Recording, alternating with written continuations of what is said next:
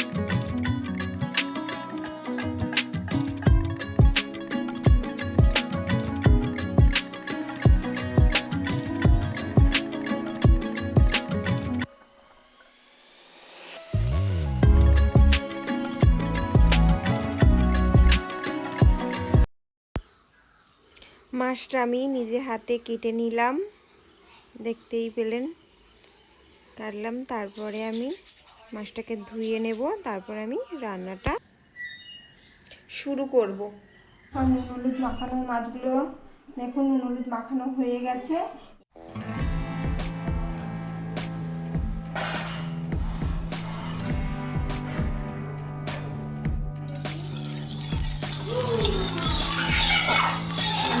গরম নিয়েছি আলু দিয়ে, শোল মাছটা দিয়ে ঝোল দিয়েও নিয়ে নিয়েছি। কড়াইটা আমার গরম হয়ে গেছে, আমি এবারে করে মাছগুলো ছেড়ে দিচ্ছি।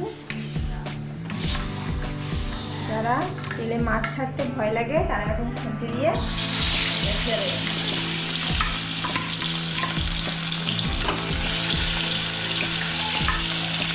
দেখুন চিনি ছাড়া হয়ে যাচ্ছে, এইভাবে ছাড়বেন, দেখবেন গায়ে আর ছিটকে আসবে না, ভয়ও লাগবে না।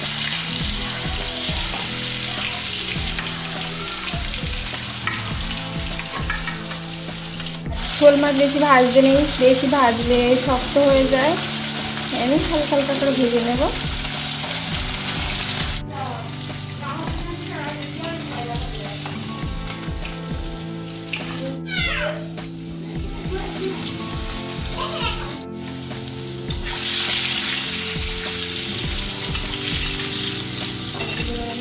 আলুগুলো ভেজে কাঠের মধ্যে নিয়েছি। এবার আমি তেলের মধ্যে ফোড়ন দিয়ে দিলাম।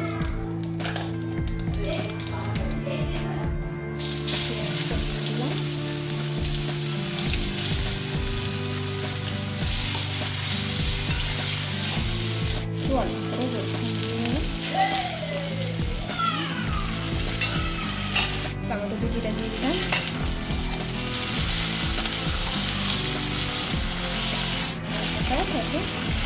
বলে যাচ্ছে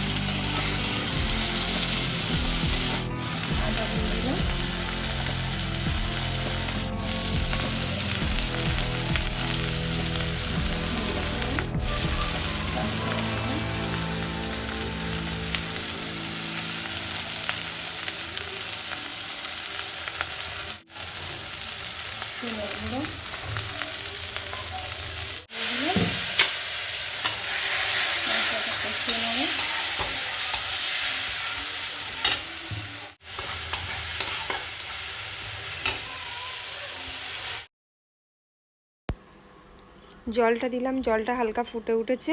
আমি তাড়াতাড়ি মাছগুলো দিয়ে দেবো। শোল মাছ একটু তাড়াতাড়ি দিতে হয়, না হলে সেদ্ধ হয় না, ভালো লাগে না খেতে। তাই মাছগুলোও আমি জলের মধ্যে ছেড়ে দিলাম। মাছের ঝোল আমার রেডি।